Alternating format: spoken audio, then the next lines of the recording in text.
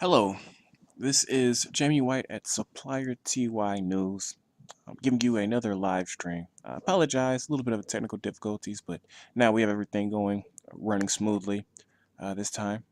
Now, to begin, usually this live stream is done on a Sunday around 3 p.m. Eastern Standard Time, but today we pushed it back.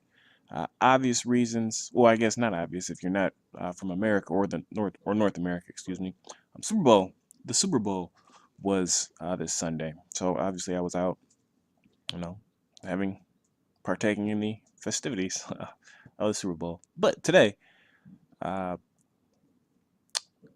we are back at it again.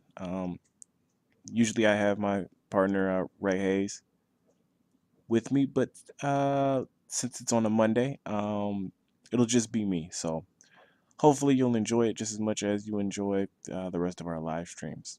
But for today, we want to focus in on supplier diversity and small business programs for organizations and why each organization needs a process when dealing with these programs. Now, I'm going to keep this pretty short, so it's not going to be too long, but the reason why I wanted to focus in on this today, simply put, is just to discuss the need for that process piece. Now, a lot of people have supplier diversity and small business programs, which is good. It's a great first start, if you will. Every program is a little different based on the necessities or the needs of an organization. For example, if you're dealing with a lot of government contracts, you're going to look for more small business administration type of suppliers, those who are certified by the SBA, such as 8A, HubZone, women-owned small business, etc. Organizations like that. Um, if you're more in the private sector, you're going to be looking towards. You're going to be connecting with more OEMs, so on a tier one level. So because of that, you're probably going to be looking for the NMSDC or National Minority Supplier Development Council certified companies. WeBank, NVBDC, LGBT or NGLCC, organizations like that. Those type of certified suppliers. So each program again is going to be different based on the industries that they're in, which would dictate the type of suppliers that they would need, and that's fine. The issue that I've seen organizations come across is when they don't have a defined process. And to be honest, it doesn't even really have to be that well defined. They just don't have a process in general. So, for example, if you're an organization and tomorrow a one of your customers says, "Hey, we need you to report your small business spend." How do you do that? How do you go about doing that the correct way? So you're not just, it isn't a fire drill. Um, well, not fire drill, because I guess fire drills you would have a process for that, but it's not like putting out a random fire. Um, how do you make sure that your organization can handle that efficiently? And I'm not talking about hey, contract with us and we'll do it for you, which I mean we can, but I'm talking about how do you do this within your own organization in creating a process so that you can effectively and efficiently handle this. So the need for a process. So within each organization, again, when you're tracking your small business and supplier diversity information, um, knowing which department it's being run through. So is it its own department? Are you using purchasing to handle it? Are you using sales to handle it? Etc. Things like that.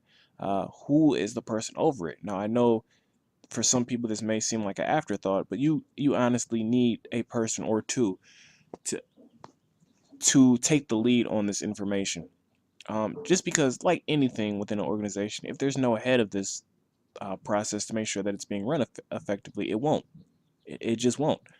This isn't something that just is going to take care of itself. It's something where someone has to be the head of this, informing everyone else about exactly what the numbers are. Uh, Again, what the department's expectations are. How each facility or how each department or how each purchasing group is doing in small business and supplier diversity. and exactly how to expand it. So somebody has to be over this. So that's number one. I know a lot of people, or there's other train of thought where you've got to get the owner or the CEO. Oh, excuse me. Sorry about that. You have to get that person, the CEO's buy-in, and then have it matriculate through the organization, and that's true as well. If you want to have a successful process or a successful supplier diversity and small business program, but the first things first is somebody has to take the lead on this so that people understand exactly where this information is coming from, who to send this information to, and again how to manage this correctly. Now, again, and we're talking more so internally at the moment. You have to have buy-in again from the CEO as well as other departments, so that when that head person is collecting this information, they have contact points on who to go to within these different departments or facilities, so that they can collect it efficiently. And then, of course, managing that information in one area. That can be, through this current system that you have now. Maybe you just flag the information. Maybe the system can flag it itself. It has to be a manual process, what have you. But again, making sure that information is identifiable, and you know what you have. So who's a small business, who's minority owned, veteran owned, women owned, etc. And then um, who's not, right? So so figuring out exactly how that information goes, and that's something that can be outsourced if you have the funds for it, or if you do not, you can just simply shoot out an email to your suppliers and say, hey, which one are you, diverse or are you not diverse, or are you a small business or are you not a small business, and if so, what do you qualify for? What are you certified under? What agency are you certified under? So just basic things like that can start that program and start that process as you're collecting and managing that information. And as you can see, it's pretty simple. Well, you know what? It sounds simple, but it can get a little complicated. But it can be simplified to having at the very end a person or two over this information to make sure that this is getting done, so that you can report correctly to your to the organizations who are asking for it, so to the customers, to the government, etc., to the agencies that are asking for it. Now, once you have that process defined internally, you also need to make sure that your suppliers understand the process on how to do business with you if they're coming through, supplier diversity in small business. Because, again, we're talking about putting out that fire. We want to make sure that we're prepared to handle fires. So because of that, when they're filling out their registration profile or their company profile, whatever you call it, just having something in there that can say something as simple as, are you a diverse vendor or are you a small business? And just have them check it, and it'll save in a database, and you can collect that information afterwards. If you want to go a little bit more in depth or robust, you can definitely add more pieces to that, or maybe even have your own portal or management systems specifically for your small and diverse businesses. But again, just having something just as simple as, even if you're using an Excel sheet, just an extra column or an extra field that says, hey, are you a small business or a diverse business? And that's an excellent way to start the process on managing that information, so that if you have goals within internally, or if your customers have goals that you have to report to, that's how you do it. In addition to that, and let's just talk about the registration process in general.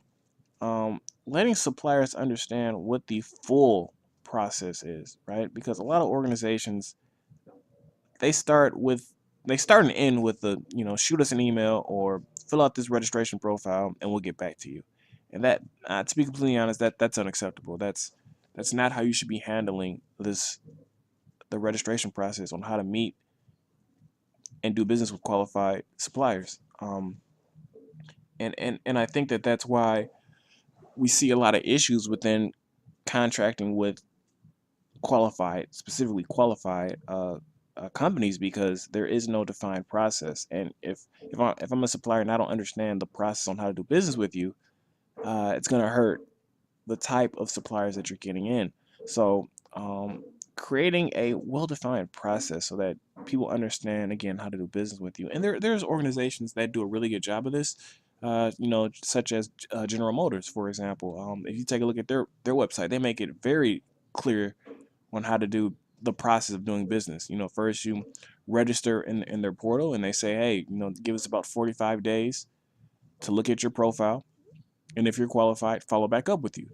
Uh, if you feel you're qualified and we haven't followed back up with you within those 45 days, wait, 45, maybe 60 days, just 2 months, just to give it. There on their website it says 45. It's clear, but I'd suggest giving them about 60, 2 months.